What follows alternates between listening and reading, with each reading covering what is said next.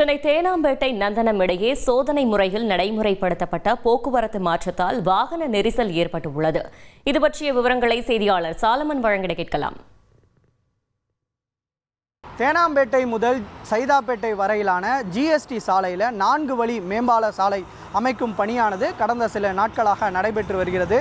இதற்காக சென்னையில் போக்குவரத்து மாற்றங்கள் செய்யப்பட்டு நேற்று முதல் அமல்படுத்தப்பட்டு வருகின்றன. குறிப்பாக அண்ணா சாலை, தேனாம்பேட்டை, சைதாப்பேட்டை உள்ளிட்ட சுற்றுவட்டார இடங்களில் இந்த போக்குவரத்து மாற்றங்கள் செய்யப்பட்டு சோதனை முறையில் 3 நாட்களாக அமல்படுத்தப்படும் என சென்னை போக்குவரத்து காவல்துறை சார்பில் ஒரு தகவலான தெரிவிக்கப்பட்டுள்ளது. இந்த போக்குவரத்து மாற்றங்கள் ஏற்பட்டதால் தற்போது போக்குவரத்து நெரிசல் அதிகமாகி இருப்பதாக வாகன ஓட்டிகள் பெரிதும் அவதிக்குள்ளாகியுள்ளனர். குறிப்பாக அண்ணா அறிவாலயம் முதல் செனடாப் சாலை மற்றும் சைதாப்பேட்டைக்கு செல்லக்கூடிய சாலையில் சுமார் 2 கிலோமீட்டருக்கு மேலாக வாகன நெரிசலானது ஏற்பட்டுள்ளது. குறிப்பாக ஊர்ந்து செல்லக்கூடிய என்னோட பிசினஸுக்கு ஜிஎஸ்டி நோட்டீஸ் வந்திருக்கு பாரு. உடனே ஜிஎஸ்டி எக்ஸ்பர்ட் பேசு. உடனே எப்படி கிடைக்கும்? பாஸ் வாலா பி தி பாஸ் நிலையை ஏற்பட்டுள்ளது. பொதுவாக அண்ணா சாலையில் பீக் அவர்ஸில் இது போன்ற போக்குவரத்து நெரிசல் ஏற்படுவது வழக்கம்.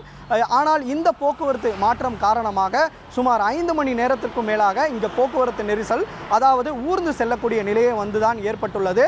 எந்தெந்த பகுதிகளில் போக்குவரத்து மாற்றங்கள் செய்யப்பட்டுள்ளது என சென்னை போக்குவரத்து காவல்துறை சார்பில் தெரிவிக்கப்பட்டது.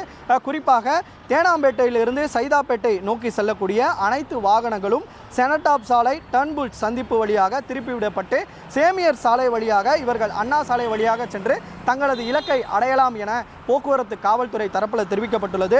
சைதாப்பேட்டையிலிருந்து சேமியர் சாலை நோக்கி செல்லக்கூடிய அனைத்து வாகனங்களும் தடை செய்யப்பட்டு அதற்கு பதிலாக இந்த வாகனங்கள் அனைத்துமே செனடாப் சாலை வழியாக செல்லும்படி இந்த ஏற்பாடு செய்யப்பட்டிருப்பதாக போக்குவரத்து காவல்துறை தரப்பில் தெரிவிக்கப்பட்டுள்ளது.